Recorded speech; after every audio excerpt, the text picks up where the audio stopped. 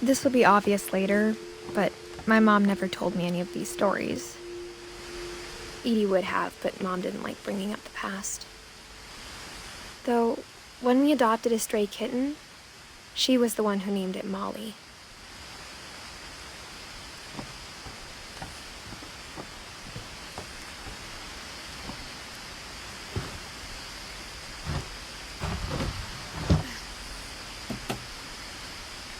I spent a lot of time in Great-Grandma Edie's room.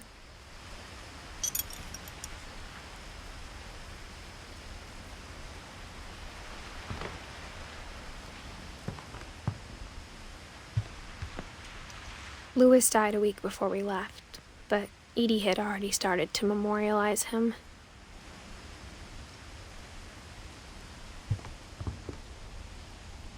Her room was like a museum.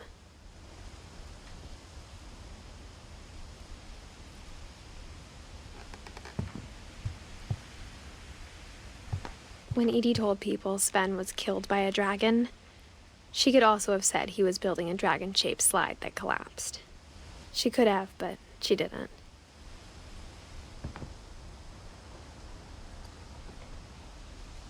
Even in her 90s, sometimes Edie seemed a lot younger than my mother.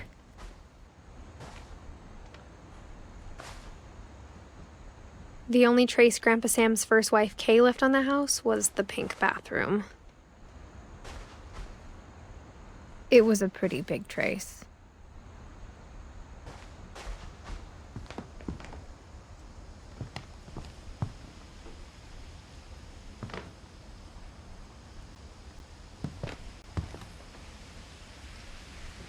One summer, they evacuated the island, but Edie refused to go. For a few weeks, she was a celebrity. I hadn't thought of myself as Edith Jr. for a long, long time. Edie gave a big interview about a mole man living under the Finch house. My mom was furious.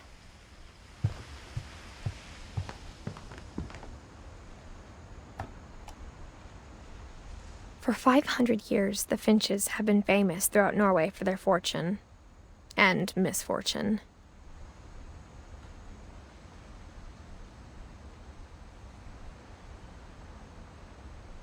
Odin Finch buries the latest victims of the family curse, his wife Ingeborg and their newborn son, Johan. On January 7th, 1937, he set sail with his family and his house, hoping to leave the curse behind. But 40-foot waves off the coast of Washington send the house and Odin to the bottom of the sea. Odin's daughter Edie, with husband Sven and baby Molly, step ashore on their new home, Orcas Island. Odin Finch is the first to be buried in the new family cemetery. His daughter Edie is already dreaming of a new Finch house.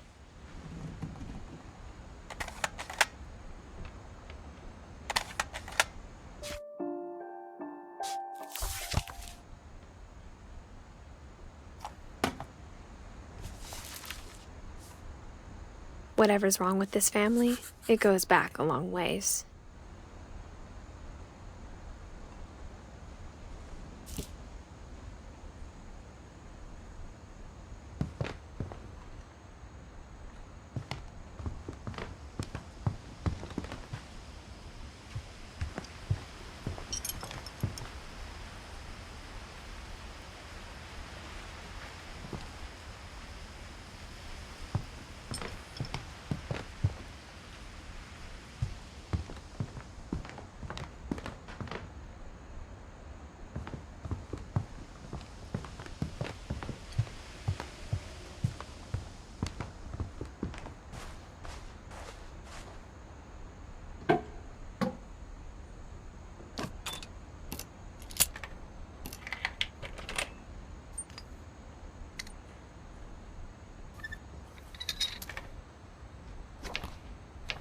There's a secret in this bathroom.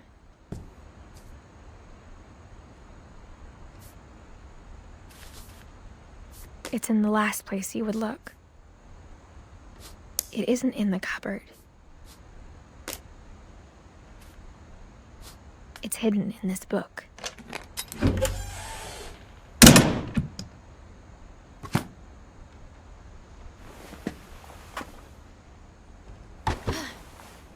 Sven gave Sam an old camera he'd refurbished. He never put it down.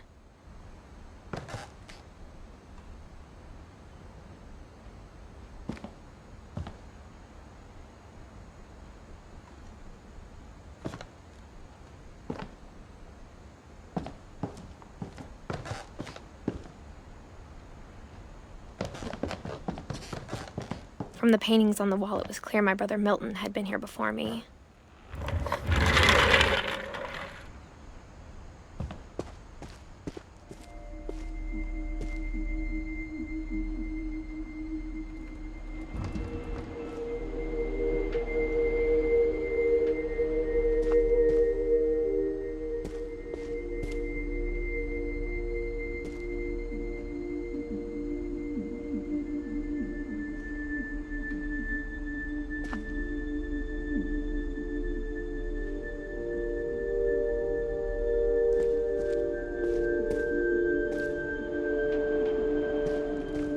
I knew Grandpa Sam had a twin, and that he never talked about him. I guess my grandpa didn't like history any more than my mom did.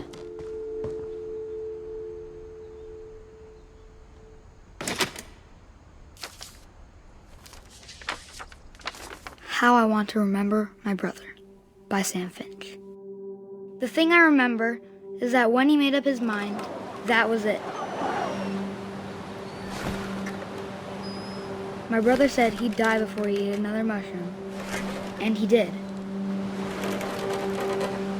At Barbara's funeral, he swore we'd never be afraid again, and he wasn't. I think Calvin always wanted to fly. Sam! Calvin! Dinner's ready! Coming! But that day, he finally made up his mind to do it. I told him going around was impossible.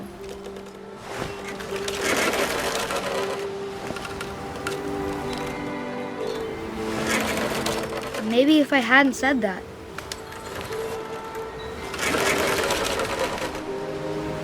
Calvin! I'm not gonna tell you again!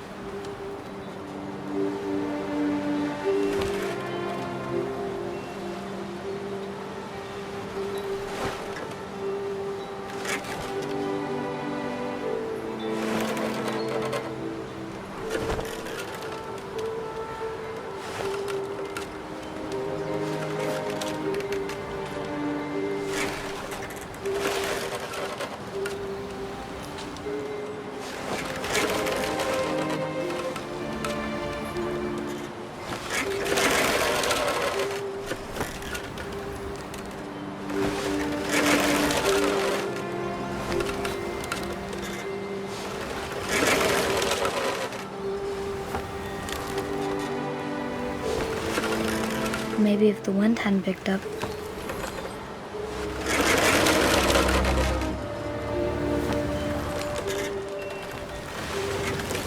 Then maybe he'd still be here, but I doubt it.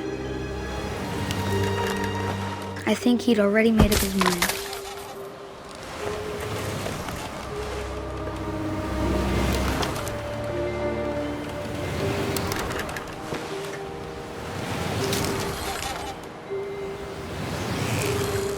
That's what I want to remember about my brother.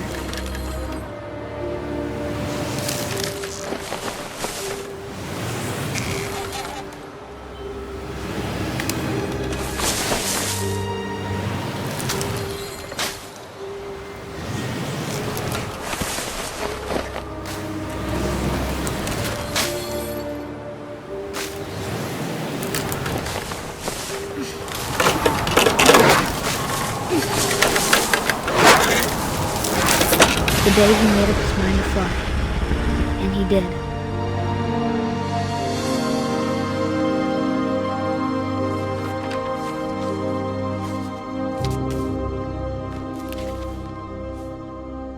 Calvin's story felt strangely familiar. When I was younger, I remember trying to do the exact same thing.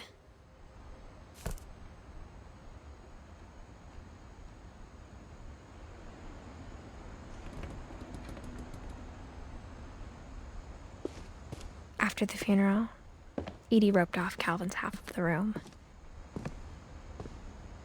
Mom said Grandpa Sam enlisted at 18 and never set foot in the room again.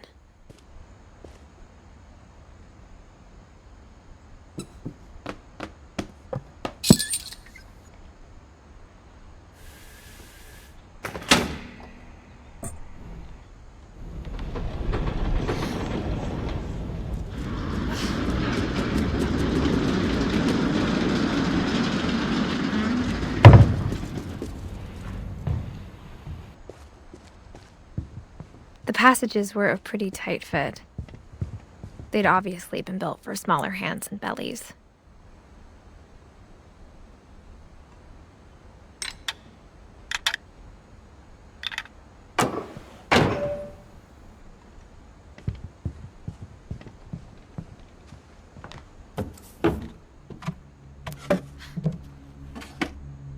Growing up, I always thought of Barbara as a child star.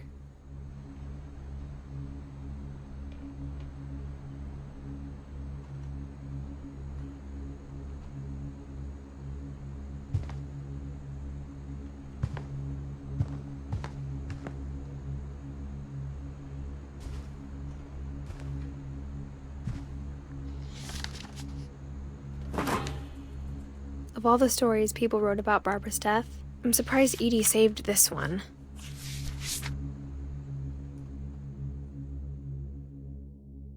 Old Jack here with another ghastly tale inspired by America's most unfortunate family. I'm calling it The Surprise Ending of Barbara Finch. As a child star, Barbara was famous for her scream. Now at 16, she was all washed up, a has-been. But in a lucky break, she'd been asked to perform her signature scream at a local convention for monster movie fans. It was just the boost her career needed. Unfortunately, her scream hadn't aged well. Getting better. I think you just need the right motivation. Her biggest fan and current boyfriend, Rick, was about to demonstrate when... Now that was a great scream. It was Barbara's father, Sven. He'd slipped into a table saw and had to be rushed to the emergency room. So Barbara got stuck babysitting her youngest brother, Walter. Her convention comeback was canceled. Okay, I'm hearing frustration, but I'm not hearing terror. What if I tried... A gang of hoodlums in Halloween masks have been terrorizing Orcas Island tonight. Police are urging residents to... That came from the basement. You're right! Also, I loved your delivery on that. Why is your basement door locked? Because my dad likes making puzzles and secret passages. There's a key hidden in the music box. The secret is to keep winding and winding until finally the key pops out. Thanks, babe. I'll be back in a sec. 20 minutes later, Rick hadn't returned. So Barbara went to look for him, right on cue. She reached for the music box.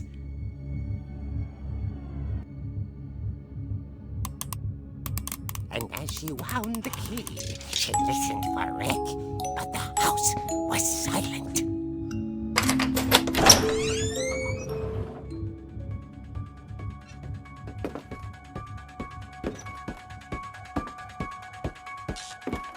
She found Rick's crutch and imagined the worst.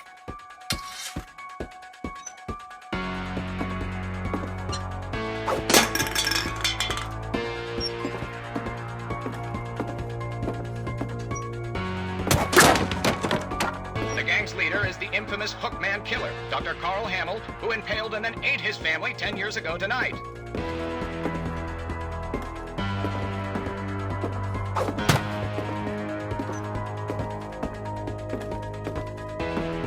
The old fridge rattled and grew still. Oh dear!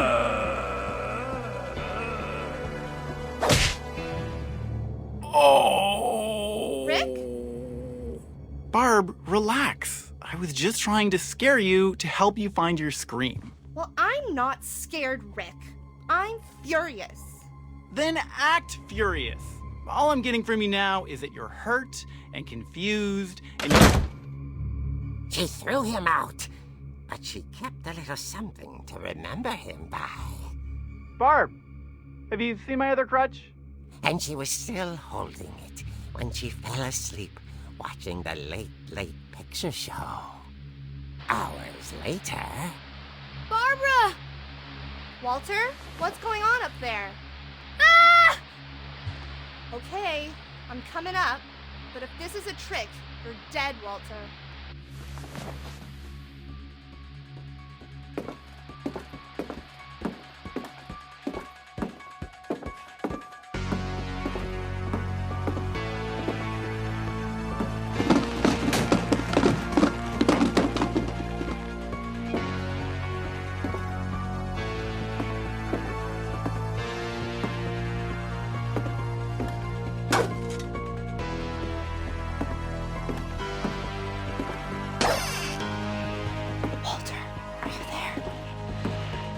Walter had vanished, but his bedside radio was still on. Orcas Island police describe the man as 6 feet tall, with a steel hook for a hand. Residents are urged to lock all doors and windows and notify the police of any suspicious activity. Barbara turned, saw the hookman, and was speechless. He was quite smashing.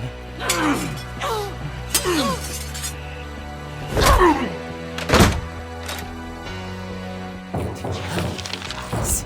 He couldn't get enough of Barbara. Okay, Barbara, there's gotta be another way out of here.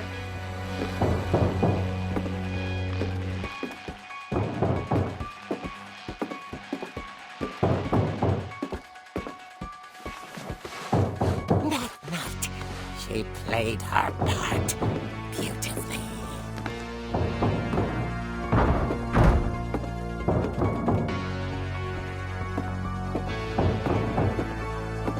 Molly's door hadn't been opened in years. The hinges grow.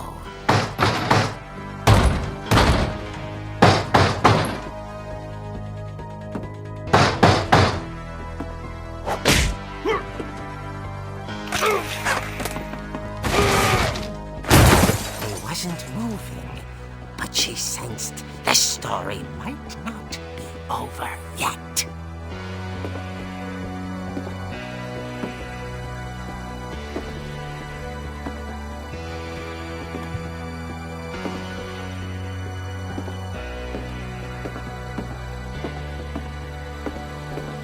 The hookman had vanished. She listened for his breathing, But all she heard was...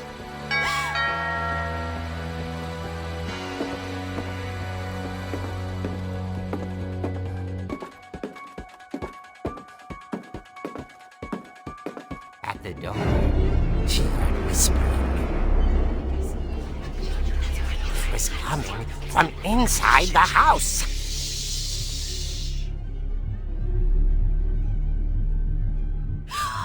Oh dear. The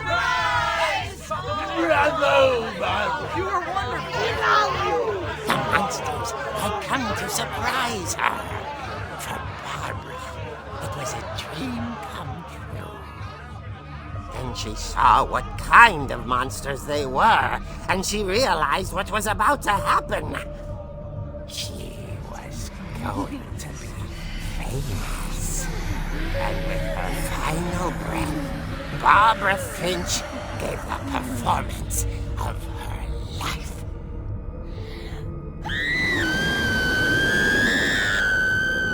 I wasn't there myself, but I hear Barbara was magnificent. Poor girl. She had a taste for stardom. But unfortunately, so did her fans. Of course, the police blamed it all on poor Rick, who disappeared the same night. And little Walter? Hiding under his bed the whole time. He took it all pretty hard, but that's another story. As for Barbara, tucked inside the music box is all they ever found of her. Her ear. Now that's what I call a real eerie tale.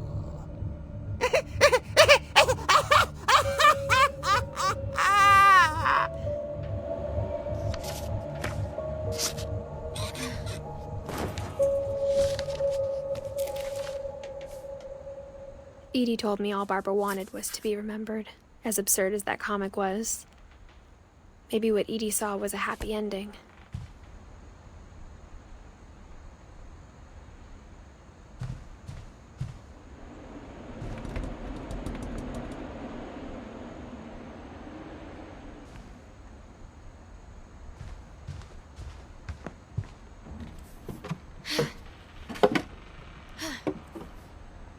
I guess now I know why Mom didn't like me playing with the music box.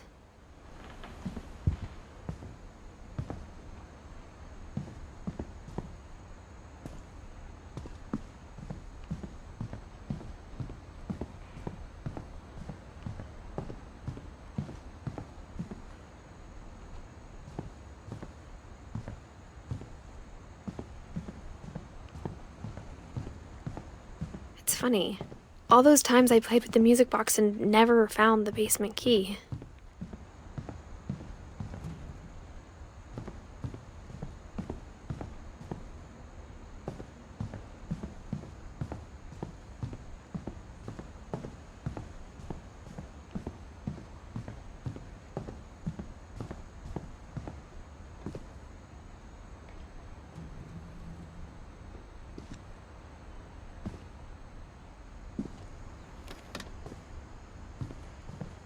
A lot of things got left behind in the whirlwind of that last night.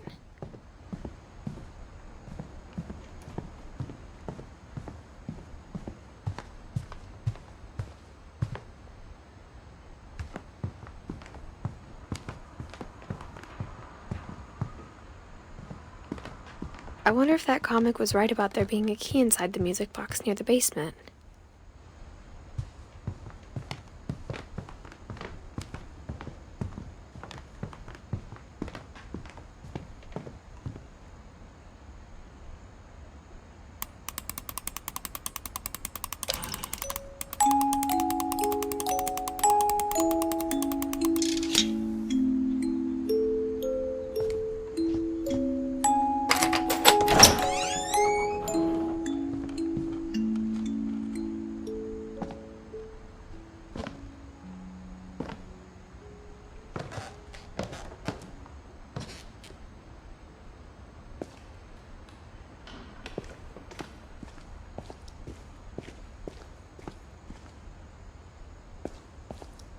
Mom said the basement was off limits, unless I wanted another tetanus shot.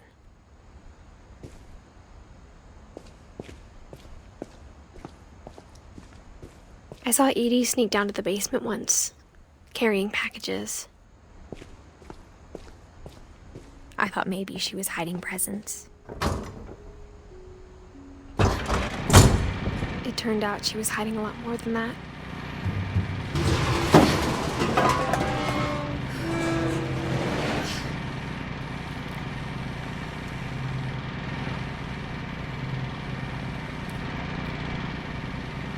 I remember asking Mom once about where Walter had gone. She said after Barbara died, he got as far away as he could. If there's a pattern in all these stories, I think it's that none of us has gotten very far.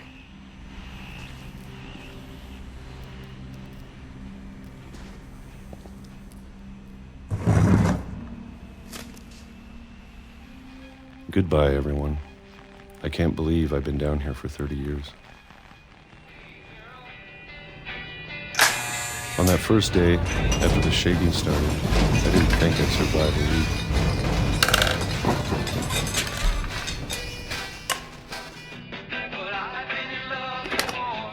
But after a few days, I settled into a routine.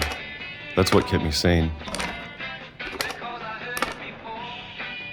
Having a schedule, living for today.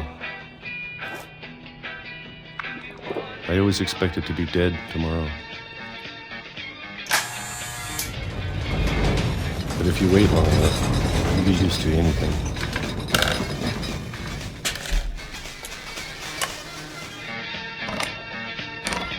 Even a monster on the other side of the door starts to feel normal. Almost friendly.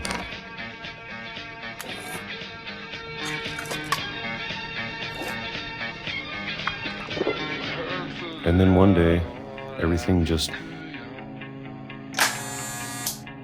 stopped. Whatever that thing was, it was gone. Maybe it got tired of waiting. Or maybe I just got tired of being afraid.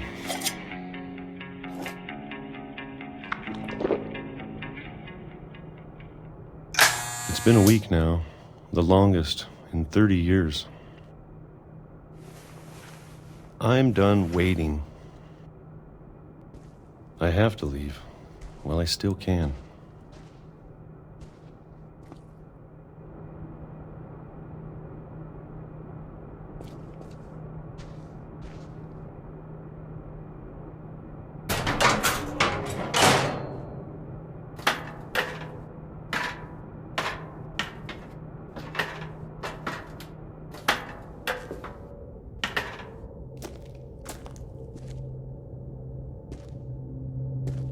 I know it's out there, somewhere.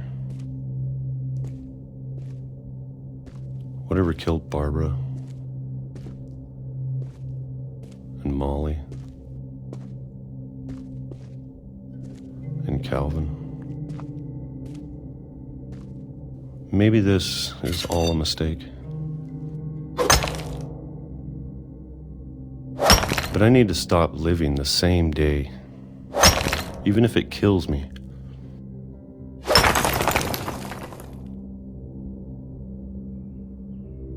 Whatever's out there, I want you to know I'm ready for it.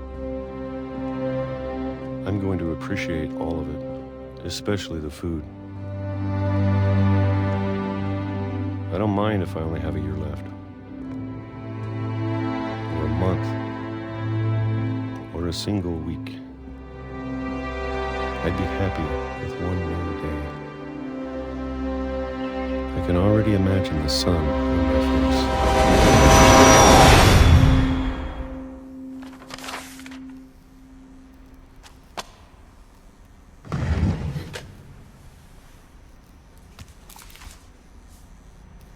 Walter died when I was 6.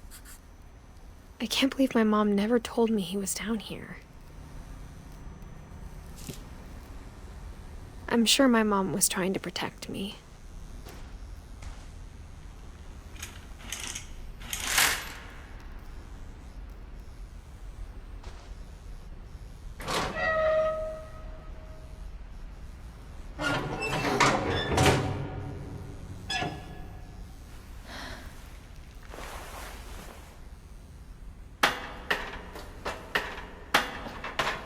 Maybe she was afraid I'd end up like Walter. But if she never told me about an uncle under the house, I can only imagine what else she was hiding. I don't want to make the same mistakes she made, trying to bury something that's still alive.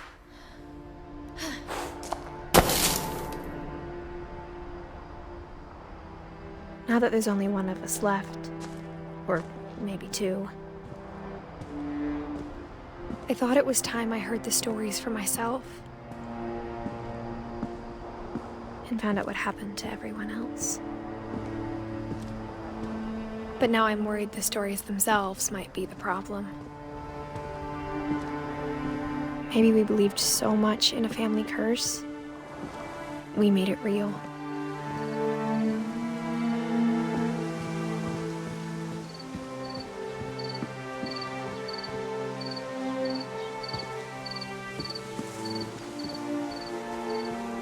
I don't know if I should even be writing this.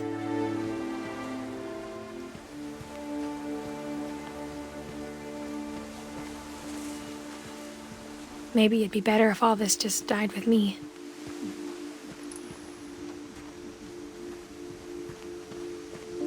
But I thought you should know about your family.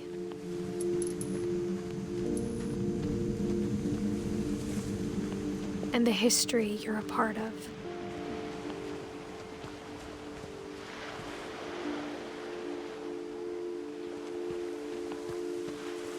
Though to be honest, I feel as lost as you probably do right now.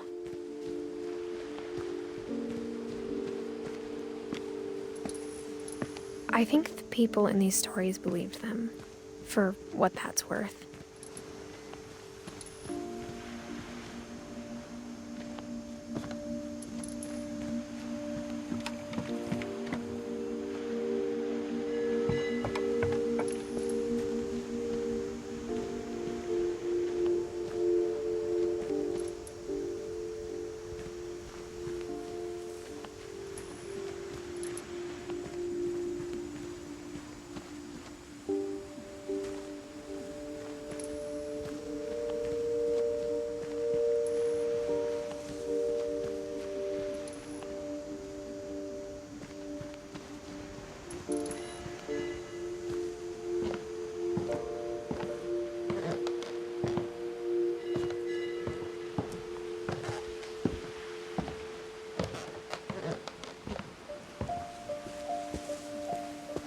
And when you look at the house, that history of imagination and stubbornness and madness, any of it seems possible.